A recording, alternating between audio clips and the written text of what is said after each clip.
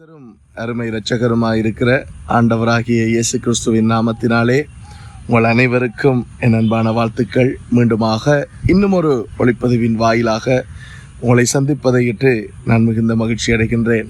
இன்றைய நாளிலும் கூட இந்த புதிய நாளிலே காலைதோறும் கர்த்தருடைய கிருபைகள் புதிதாக இருக்கிறது. இன்றைய நாளிலும் ஆண்டவருடைய வார்த்தையை உங்களோடு ஒரு தியானமாக பகிர்ந்து கொள்வதில் நான் மிகுந்த மகிழ்ச்சி அடைகின்றேன். ஆண்டவருடைய வசனத்தின் வாயிலாக உங்களை ஊக்குவிக்க, அவருடைய வழிகளிலே நீங்கள் நடக்க உங்களை உற்சாகப்படுத்த நான் விரும்புகின்றேன். இன்றைய நாளிலே 2 பேதுருவினுடைய புத்தகம் 1வது அதிகாரம் 4வது வசனத்தை உங்களோடு தியானமாக பகிர்ந்து கொள்ளலாம் என்று நான் விரும்புகின்றேன். இந்த வசனம் சொல்லுகிறது, அப்போஸ்தலனாகிய சீஷனாகிய பேதுரு எழுதும் பொழுது அவர் சொல்லுகிறார், இச்சையினால் உலகத்தில் உண்டான கேட்டுக்கு தப்பி திவ்ய சுபாவத்துக்கு பங்குள்ளவர்கள் ஆகும் பொருட்டு மகாமேன்மையும் அருமையுமான வாக்குத்தத்தங்களும் அவைகளினாலே நமக்கு அருளப்பட்டிருக்கின்றது.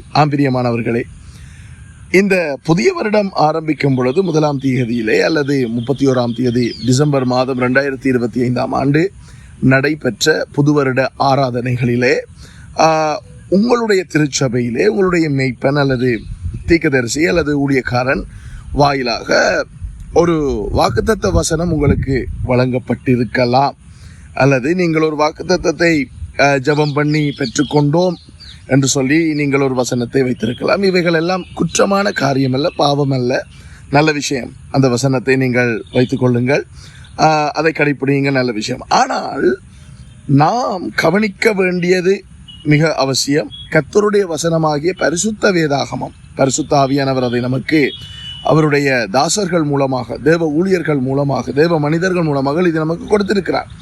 ஆகையினாலே பரிசுத்த வேதாகமம் வாக்குத்தத்தத்தை குறித்து நமக்கு எதை போதிக்கிறது என்பதை குறித்த தெளிந்த அறிவு நமக்கு இருக்க வேண்டும். இல்லை என்று சொன்னால் சில கள்ள போதகர்கள், கள்ள மேய்ப்பர்கள், கள்ள தீர்க்கதரிசிகள் ஆண்டவருடைய வசனம் என்று சொல்லி வேத புத்தகத்திலிருந்து ஏதாவது ஒரு வசனத்தை எடுத்துக்கொண்டு வந்து உங்களை வஞ்சிப்பதற்கான வாய்ப்புகள் அநேகம் உண்டு.